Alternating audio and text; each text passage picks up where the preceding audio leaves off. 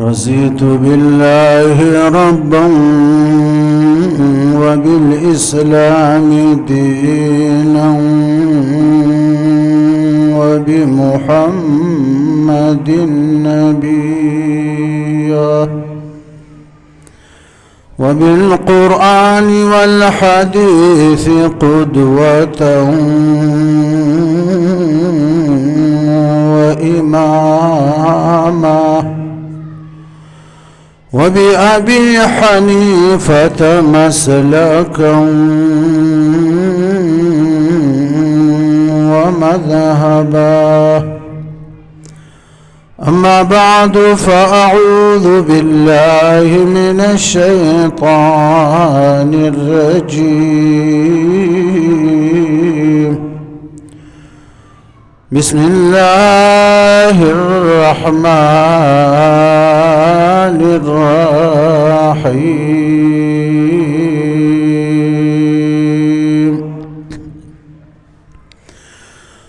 قال فاخرج منها فإنك رجيم وإن عليك اللعنة إلى يوم الدين. قال ربي فانظرني إلى يوم يبعثون. قال فإنك من المنظرين إلى يوم الوقت المعلوم.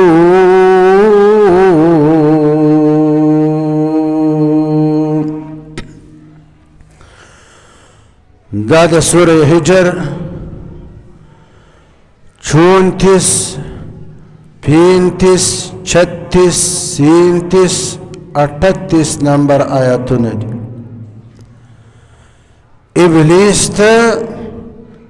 شیطان ته الله فرمایل چې تا تکبر وکړو چې انا خیر منه، چې زه د ادم نه بهتر یم. دا جنت چې ده دا د تکبر ځای نه ده. او زه زما د رحمت نه د جنت نه. تکبر صرف زما صفت الله وی وله الكبرياء في السماوات والأرض وهو العزيز الحكيم.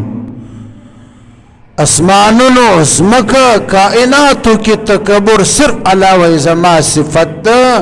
تو اوس دلته زما مقابله کی دا وایي چې انا خیر منه، زه د ادم نه بهتر یم. حکم ما درته وکړو د سجدې. الله د غضب د غصې انداز کې ورته ویل قال فاخرج منها فاخرج منها، اوزه د دې جنت نه. فإنك رجيم، ته چې ورټلی شوې ما اوشړلې د خپل رحمت نه.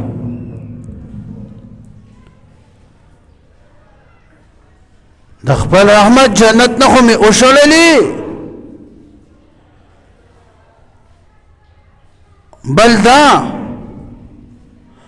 وإن عليك اللعنة إلى يوم الدين.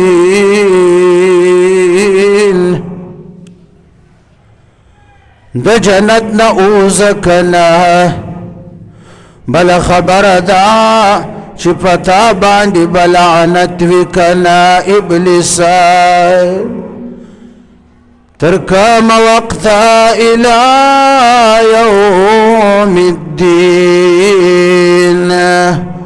د جزاء د انصاف تر وجه پوری تر قیامت پوری بپتا باندې لعنت وکنا. او قیامت کی بیا ستا لپاره قسم قسم عذابونه دانه چې قیامت کی بیا تخلاص قیامت کی بیا ستا لپاره قسم قسم عذابونه کنا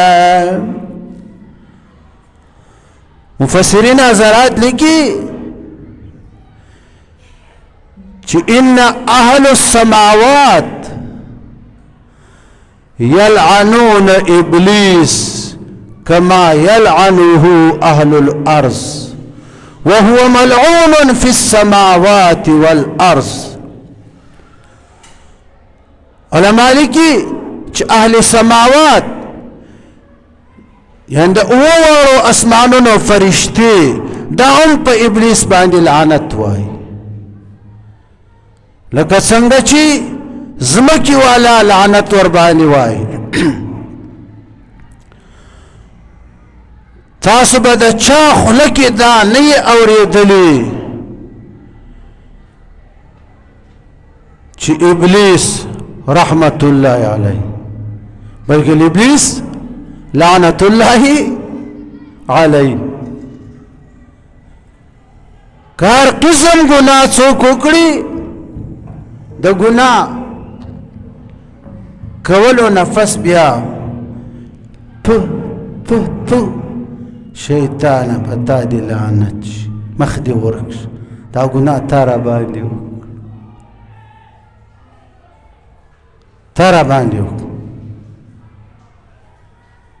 څوکم ور باندې رحمت نه وای اسمانون والا پرشتي ور باندې لعنت وای زمکی والا ور باندې لعنت وای تر قیامت پوری قیامت کی بیا د دل پاره قسم قسم عذابونه ابلیس بدی پوښو چې جنت نه خو می شړی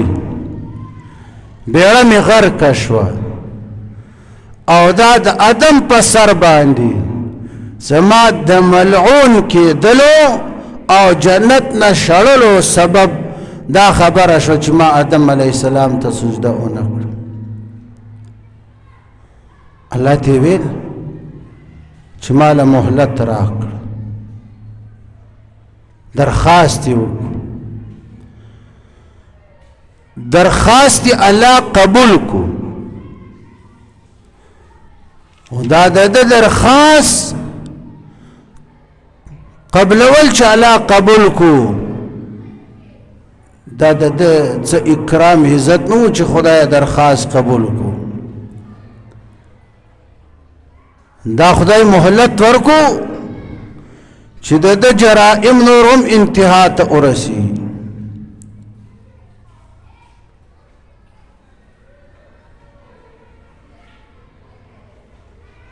او د درخواست کی مهلت ډیر غوستای خدای ورته ویل درخواست قبل او ما خو ستاد خواهش مطابق نه قبل او ما زید خپل چاہت مطابق قبل او قال ربي فانظرني الى يوم يبعثون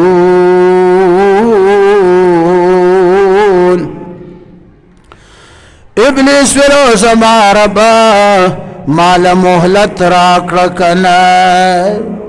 مهلت دا چې مړ کومې ما ژوند راکړه اوږد ژوند راکړه الى يوم يبعثون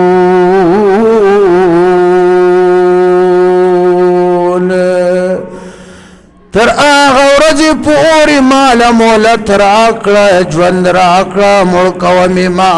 چې په کومه ورځ باندې خلک بیا د قبرونو نه راپاڅولی شي کنه تر قیامت پورې مهلت راکړه خدای ته دوکه ورکوله کنه د چې ویل الله به زه دوکه کړم نعوذ بالله الله ورته ویل قال فإنك من المنظرين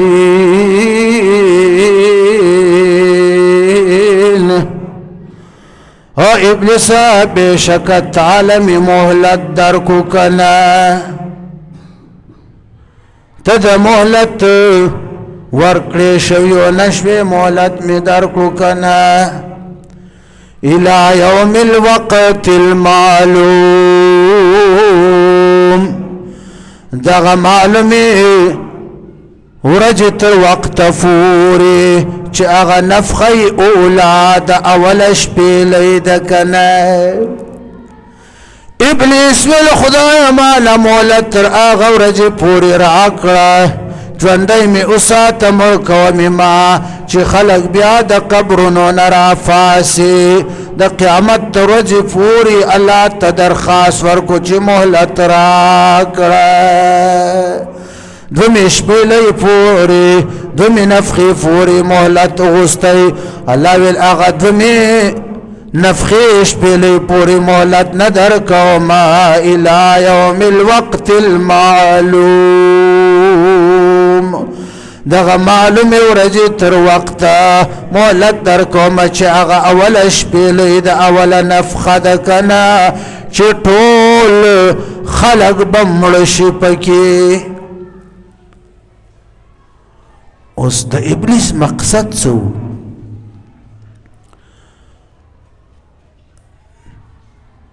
چې قیامت پورې مهلت راکړه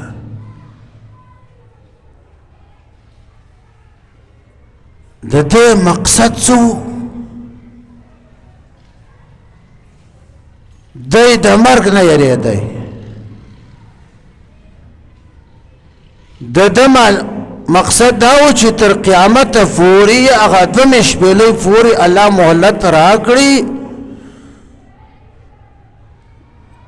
چې اسرافیل دم شپیلی پوکوی اعلان اکڑی دا اللہ فوکم سر چې مړو راجوندی شي ټول خلق راجوندی شي د قیامت فورس خو بیا مرگ نشت د دم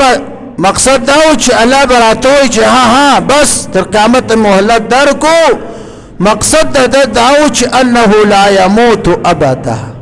نو بزه چرته هم نه مړ کېږم د قیامت به ژوندی یم او د قیامت دوه مشپېلۍ چې پوکولی شي بیا خو یو شی نه مړ کېږي بیا خو مرګ شته خدایه دوکه کاو نو زما استاد محترم شیخ الحدیث والقرآن حضرت مولانا فخر الاسلام صاحب چرسدی اتمانزو والا حضرت به فرمایل چې نعوذ بالله دا د خدای ته دوکه ورکول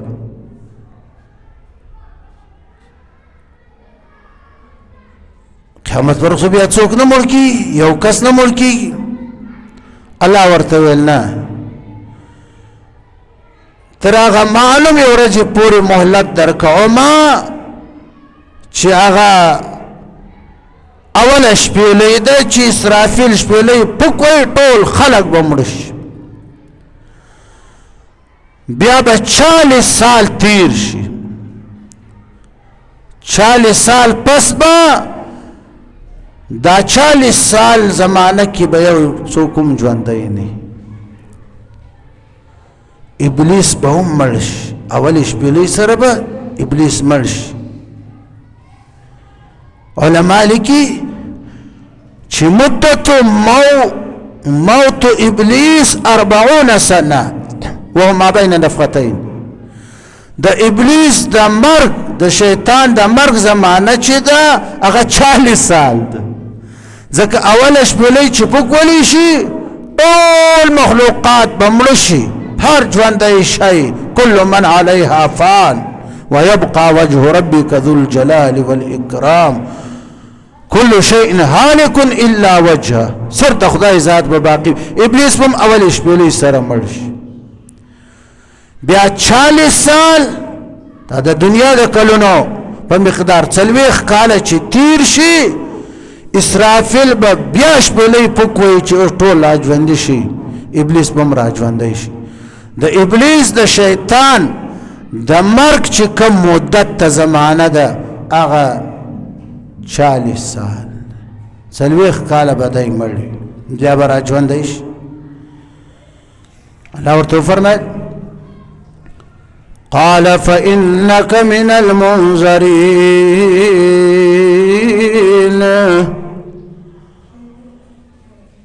او ابلیس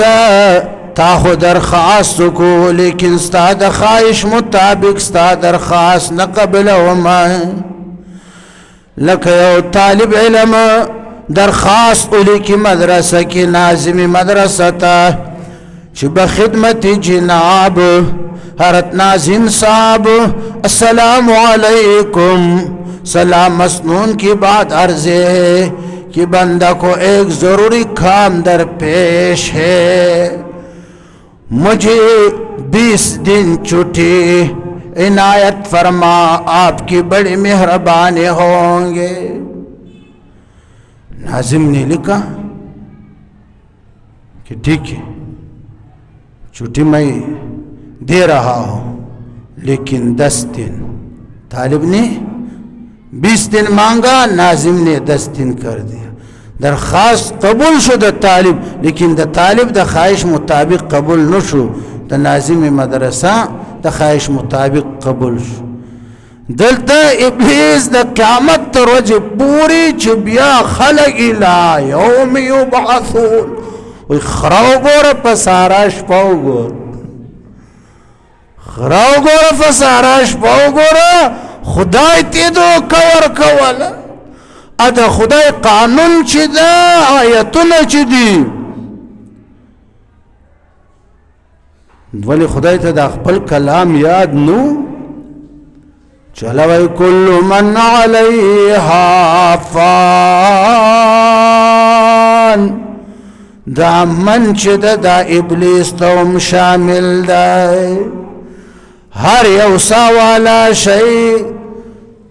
ټول مخلوقات چې دي دا فانی دي ختم بشي مړه بشي ويبقى وجه ربك ذو الجلال والإكرام محبوب صرف ستا د رب ذات بباقي كل شيء هالك إلا وجهها هر شی به تباشی مړ بشي سر د خدای ذات به باقی وي کنه د خدای قانون ابلیس ختم والغستل کنه چې نعوذ بالله خدای ته بدو کور کړما چې تر قیامت دمش په پوری خدای مهلت را کړي دمش په نه پس خو بیا مرګ شتن لا يموت احد بیا خو څوک نه مړ کی قیامت برپا شو لویل ابلیس اولاد آدم تکتا دوکا ورکوی ورکولی شی لیکن ماتا دوکا نشرا کولی الى یوم الوقت المعلوم دغا معلومی ورجی تر مقرر وقت فوری می محلت درکو کنا چاگا اولش پیلی دا چا اولش پیلی اسرافیل فک وہی کنا ٹھول کائنات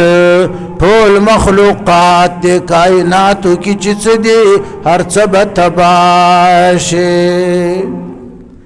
روایتو کی راجی اسرائیل تبالا ہوئی چو ٹھولو نا روح والا ٹھولو نا بیوالا بیک وقت